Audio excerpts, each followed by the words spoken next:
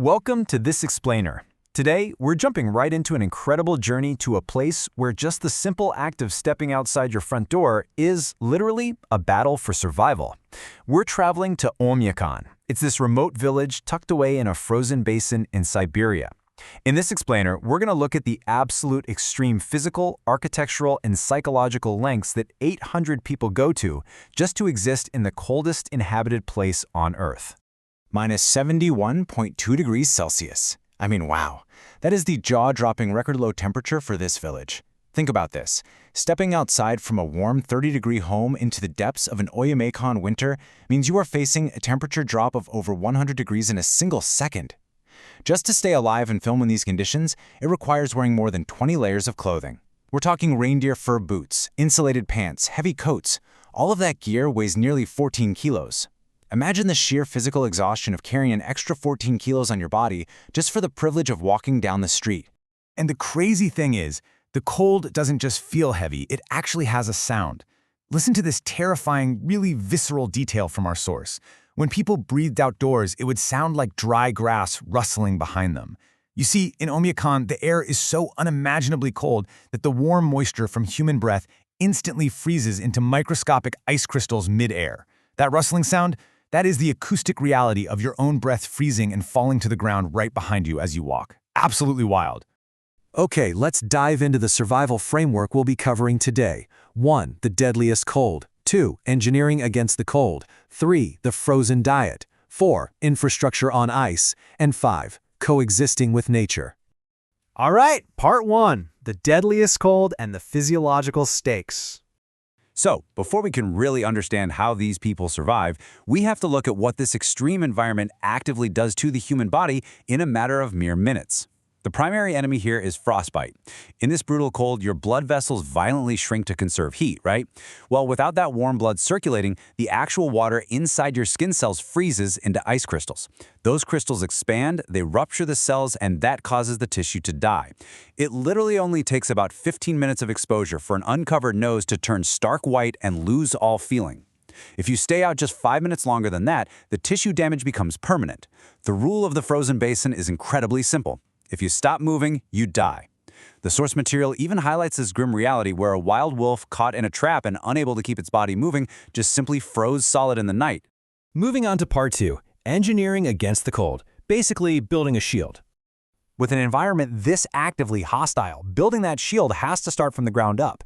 You see, the entire village is built on permafrost. This is a thick layer of subsurface soil that stays completely frozen all year round. And here it reaches hundreds of meters deep. Because the ground is essentially a giant block of solid ice, everything about normal living has to be completely reimagined. For instance, the whole village relies on a central coal-powered boiler that pumps heated water through exposed pipes to the houses. If that boiler fails, even briefly, the entire village is at risk of freezing to death. And this brings us to the really fascinating bottom-up engineering required to build a stable home on top of that permafrost. Because you can't just dig a normal foundation. Instead, they lay these thick wooden beams directly on the ground to create a flat base. Then, the heavy main logs go on top of that. After that, they build an incredibly thick 30-centimeter subfloor, pack it full of insulation, and finally lay the finishing floor. It acts as this massive buffer zone just to keep the ice beneath from seeping right up into the living room. So how does this translate to the walls themselves? Well, this architectural shield relies on a super complex 7-layer system.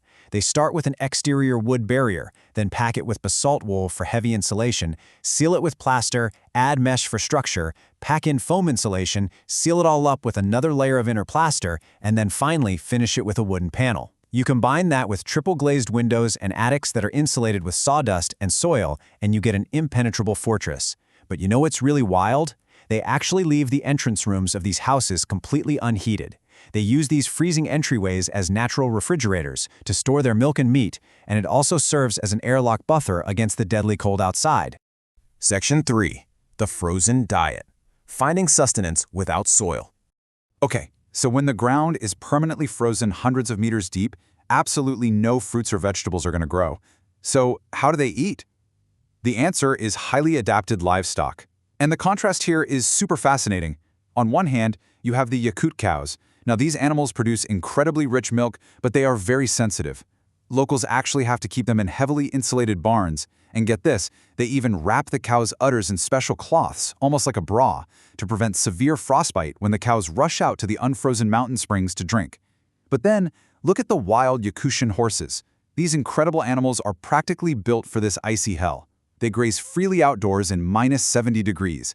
They have this short, compact stature that naturally conserves heat, deeply thick fur, and naturally tall horseshoes that keep their core elevated away from the frozen ground.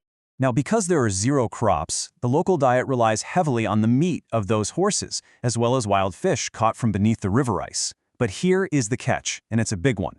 They eat it completely raw and frozen solid. Literally, slices of raw, frozen fish and horse meat are consumed just like ice chips. While that might sound totally extreme to us, it is a strict biological necessity for them.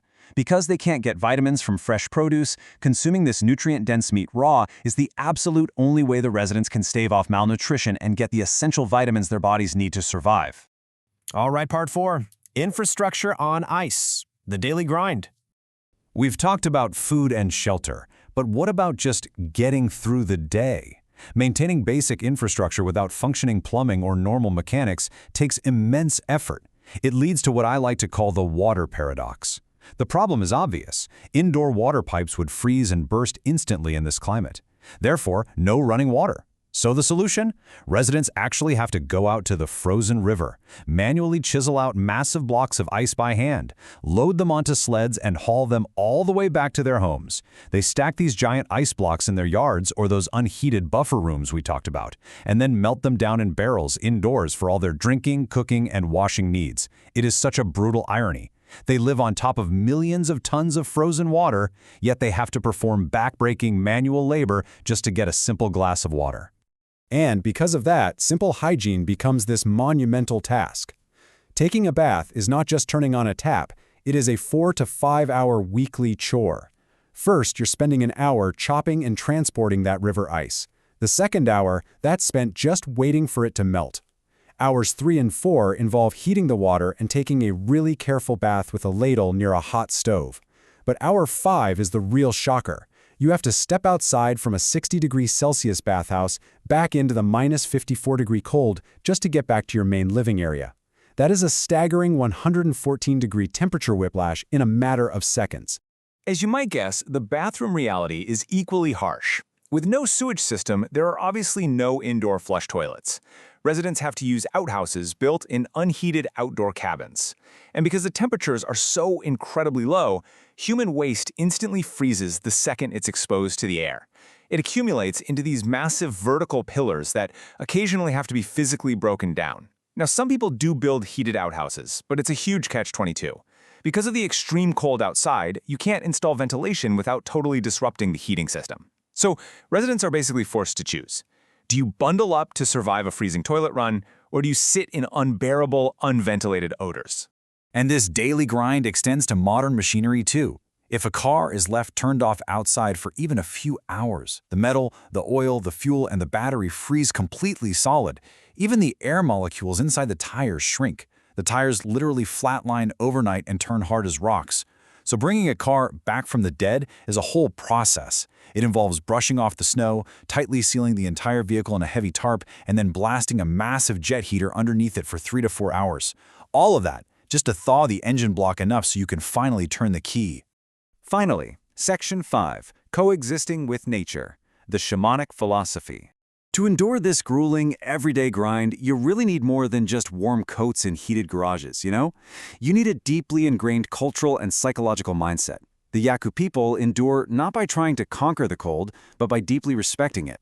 As a local hunter named Ivan demonstrates in our source, they often adhere to ancient shamanic beliefs. They recite prayers before a hunt, saying things like, "O spirit of nature, accept our gift." They fully understand that nature here has absolutely no sense of humor. It is literal, and keeping the spirit of the land satisfied is viewed as a vital part of everyday survival.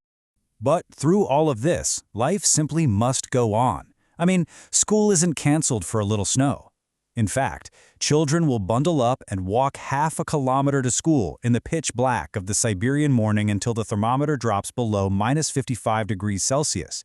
That is the exact bone-chilling threshold where the community finally agrees, okay, it is simply too dangerous to breathe the air outside. Until it hits that number, the village keeps moving. Which brings us to our final thought for this explainer. When nature is this lethal, does fighting it or respecting its rules offer the true path to survival? Oymyakon is an absolute masterclass in human adaptability. The people here don't fight the ice, they use it for water. They don't fight the permafrost, they figure out how to build above it. They survive by recognizing their place in a profoundly unforgiving environment and choosing coexistence over conquest.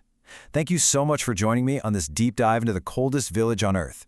Keep questioning, keep learning, and I'll see you in the next explainer.